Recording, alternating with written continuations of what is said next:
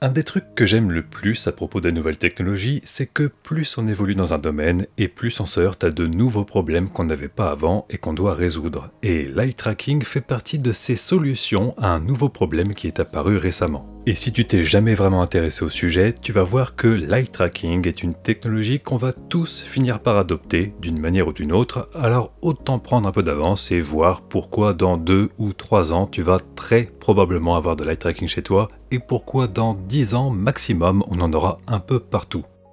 Alors déjà, l'eye tracking c'est quoi? Je pense que tu l'auras deviné tout seul, mais au cas où, c'est le suivi des yeux. Avec une caméra, ou avec plusieurs caméras, ou même avec d'autres types de capteurs, on va analyser tes yeux pour savoir où tu regardes précisément. Et l'eye tracking, c'est pas du tout nouveau, ça existe depuis les années 90 quand même, et c'est surtout réservé aux grosses entreprises diaboliques ou aux scientifiques, ou alors aux scientifiques diaboliques. Pourquoi? Pour deux raisons, déjà parce que c'est très cher, et ensuite parce qu'il n'y a que les grosses entreprises ou le secteur de la recherche qui a besoin d'analyser le regard d'un individu. On est d'accord, c'est assez rare que chez toi tu te dises « Oh merde, j'ai pas d'eye tracking, comment je vais faire ?» Ça n'arrive jamais. Pendant des années, l'eye tracking a donc été utilisé par des entreprises, par exemple pour savoir si leur publicité était bien faite. On prend un cobaye, on lui colle une pub sous le nez et on analyse où il regarde en premier, où son regard se pose le plus longtemps, et comme ça on peut déterminer quelle couleur attire l'attention, où il vaut mieux placer le nom de la marque, ce genre de truc, et on obtient une affiche publicitaire beaucoup plus efficace. Ou un emballage qui donne plus envie d'acheter. Ou un site web sur lequel on dépense plus d'argent. Enfin bref, t'as compris le principe. C'est une technologie énormément employée dans le secteur du marketing, mais aussi dans le domaine des interfaces utilisateurs.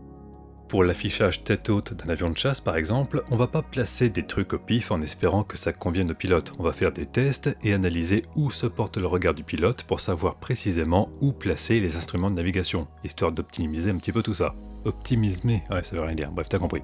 Et enfin, il y a la recherche, les mecs en blouse blanche, qui eux ont parfois besoin d'eye tracking pour mener des expériences, pour savoir comment fonctionne notre cerveau, comment on reçoit des informations, comment on les traite. Par exemple, si on veut mesurer le temps de réaction d'un individu, on le place devant un écran, on fait apparaître un point de couleur à un endroit au hasard, et on peut mesurer avec précision le temps qu'il se sera passé entre le moment où le point est apparu et le moment où la personne a dirigé son regard dessus. Donc jusque-là, on est d'accord, l'eye tracking c'est cool, ça sert à plein de choses, mais ça coûte cher et surtout ça ne sert que dans des cas bien particuliers. À moins que tu développes un ATH pour avion de chasse ou que tu veuilles concurrencer Amazon, il y a peu de chances que tu aies besoin d'eye tracking chez toi. Et pourtant, depuis quelque temps, on voit apparaître des solutions d'eye tracking que n'importe qui peut s'acheter en cliquant sur « Ajouter au panier » pour quelques centaines d'euros ou plus. Alors, concrètement, à quoi ça sert pour nous, simples mortels ?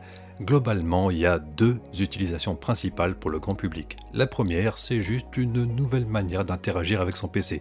Ou sa console, ou n'importe quoi d'autre finalement. L'exemple le plus connu, c'est celui du Tobii Eye Tracker qui coûte un peu plus de 200 euros. Tobii, c'est le nom de l'entreprise qui développe ça, et ils ont créé un produit qui ressemble un peu à une Kinect et qui permet d'utiliser le suivi oculaire sur PC. Alors, c'est pas un dispositif aussi précis que ceux qu'on peut retrouver chez les professionnels, mais ça permet quand même de faire plein de choses. Dans certains jeux vidéo, t'as sûrement déjà vu qu'il y a de la profondeur de champ, et couplé à un système d'eye tracking, ça permet de gérer cette profondeur de champ suivant ce que tu regardes. Un peu gadget, mais bon, pourquoi pas. Ça peut aussi servir en complément de ta souris ou de ta manette. Plutôt que de devoir déplacer ta souris pour cibler un ennemi, t'as juste à regarder l'ennemi et automatiquement la caméra va se déplacer vers le point que tu regardes. Autrement dit, dans quelques années, quand ce genre de système sera vraiment précis, tu pourras jouer à n'importe quel FPS en ligne et t'auras même plus besoin de viser pour mettre un headshot à 500 mètres. T'auras juste à regarder la tête de ton adversaire et cligner des yeux pour lui mettre une balle. Plutôt cool, mais pas non plus indispensable. Là où, à mon sens, ça devient beaucoup plus intéressant, c'est pour les personnes handicapées. Je ne te le souhaite pas, mais dis-toi que si un jour tu deviens paralysé et que tu ne peux plus parler, tant que tu arrives à bouger tes yeux, tu pourras toujours déplacer un curseur sur un écran pour appeler une infirmière, pour écrire des mots sur un clavier virtuel ou n'importe quoi d'autre. Pour le moment, l'eye tracking sur PC, en tant qu'outil d'interaction, ça reste donc un gadget qui peut être utile dans certains cas, mais qui est loin d'être indispensable. Par contre, il y a un deuxième domaine où l'eye tracking n'est pas du tout un simple gadget et prend tout son sens, c'est la VR et l'AR, la réalité virtuelle et la réalité augmentée si tu préfères. Si tu n'as pas de casque VR, tu ne vas peut-être pas voir de quoi je veux parler, donc je vais sûrement enfoncer quelques portes ouvertes comme d'habitude, mais au moins tout le monde pourra comprendre. Dans un jeu VR, au lieu d'utiliser une caméra, on a deux caméras placées côte à côte. C'est ce que moi je vais appeler nos yeux virtuels. Une caméra pour notre œil gauche, une autre pour l'œil droit, et on a donc deux images légèrement décalées qui recréent une vision stéréoscopique, exactement comme dans la vraie vie. Exactement, pas vraiment.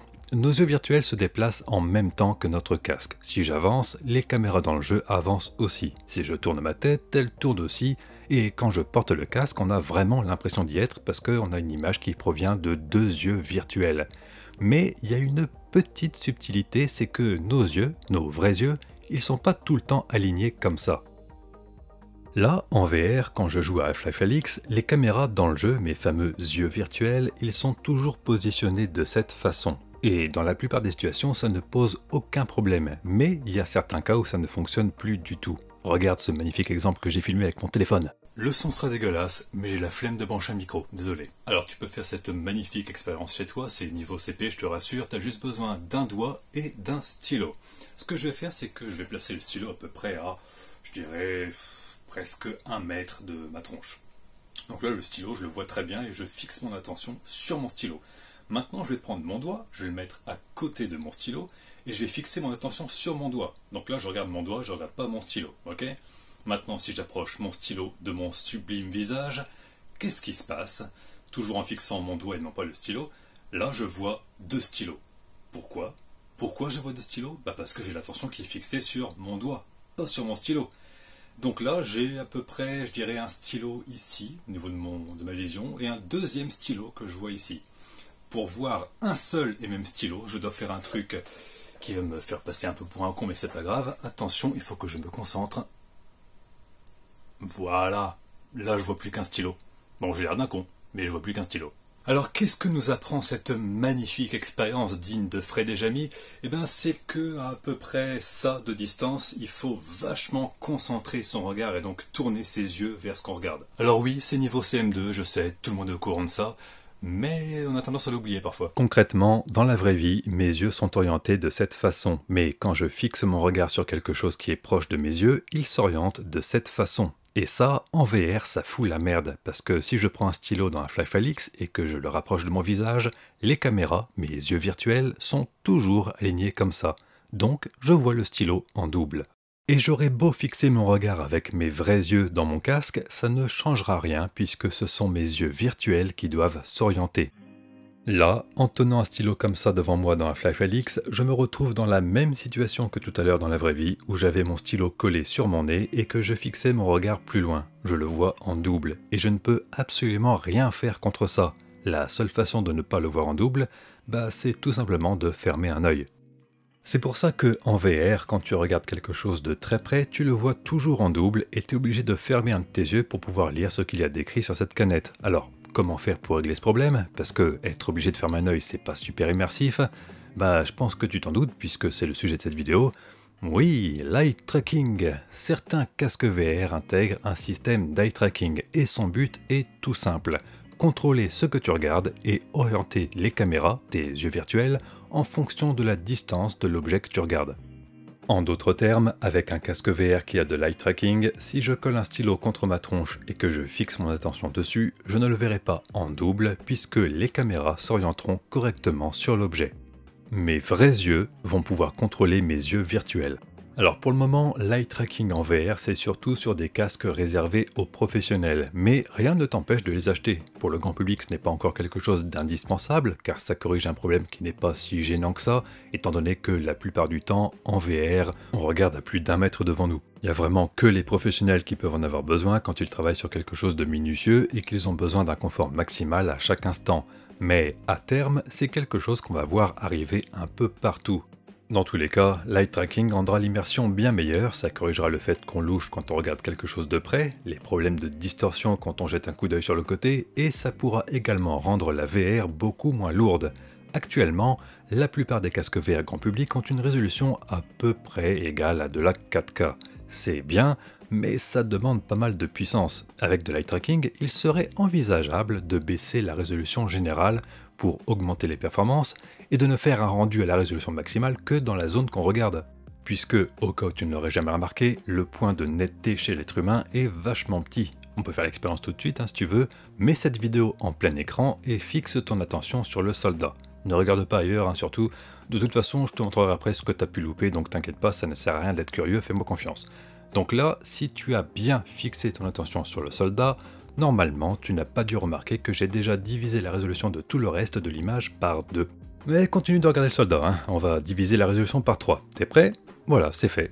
Est-ce que tu as remarqué quelque chose? Est-ce que ça te semble pixelisé? Je ne pense pas. On va continuer alors. Et tiens, ce qu'on va faire, c'est que tu me diras en commentaire à partir de quand tu as vu que c'était pixelisé. Attention, je te demande pas à partir de quand tu vois que l'image autour bouge. Forcément, tu vas voir que l'image se déforme, c'est normal. Je te demande à partir de quand tu es capable de me dire, en fixant uniquement le soldat, que le reste de l'image te semble toute carrée.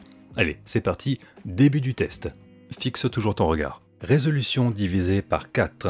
Résolution divisée par 5, résolution divisée par 6, maintenant par 7, par 8, 9, 10, 11, 12, 13, 14, 15, 16, 17, 18, 19, 20. Alors personnellement, c'est autour de 13, voire 14 que je sens que c'est pixelisé. Et encore, je ne vois pas que c'est pixelisé, ça me paraît juste flou parce qu'il y a moins de détails. Et ça dépendra forcément de la taille de ton moniteur. Si tu fais ça sur un écran de smartphone, tu vas le sentir très vite, c'est sûr. Mais sur un moniteur 32 pouces à une distance raisonnable, tu ne verras pas grand chose. Pour information, il n'y avait que cette zone qui restait nette et tout le reste changeait. Mais, quoi qu'il en soit, t'as bien vu que ça ne sert à rien d'avoir 100% de la résolution sur tout l'écran puisque ton regard a un point de netteté qui est plutôt petit. L'eye tracking va donc surtout être utile pour la VR et en réalité augmentée pour permettre de faire la mise au point sur les objets et avoir un regard naturel en toutes circonstances. Mais à terme, tu l'as bien vu, c'est quelque chose qui pourrait s'étendre à toutes sortes d'applications et même à des jeux vidéo classiques. Si on peut diviser la résolution par 10 sans que ça ne se remarque, je te laisse imaginer le gain de performance que tu vas avoir. Et en associant l'eye tracking, la résolution adaptative et certaines technologies comme le DLSS de Nvidia, il y a moyen de résoudre encore une fois des problèmes qui deviennent de plus en plus compliqués. Imagine-toi pouvoir jouer à tous les plus gros jeux vidéo en ultra avec une carte graphique à 300 € et un système d'eye tracking à 200 €. Au final, ça te coûtera moins cher qu'une RTX 3090 et tu ne verrais même pas la différence. Bon ok, sauf si tu fais du streaming sur Twitch, les gens qui te regarderont jouer vont trouver ça super bizarre, je suis d'accord. Mais à part ça, ça reste une technologie pleine de promesses dont on va avoir besoin plus vite qu'on ne le croit.